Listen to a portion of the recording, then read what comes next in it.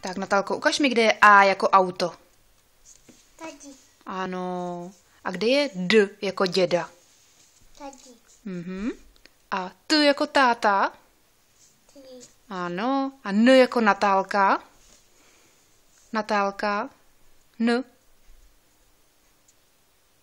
Tady. To je M jako máma. A N jako Natálka, to je kde?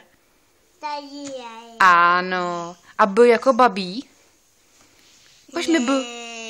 Ukaž mi B jako babí ještě. Ukáž.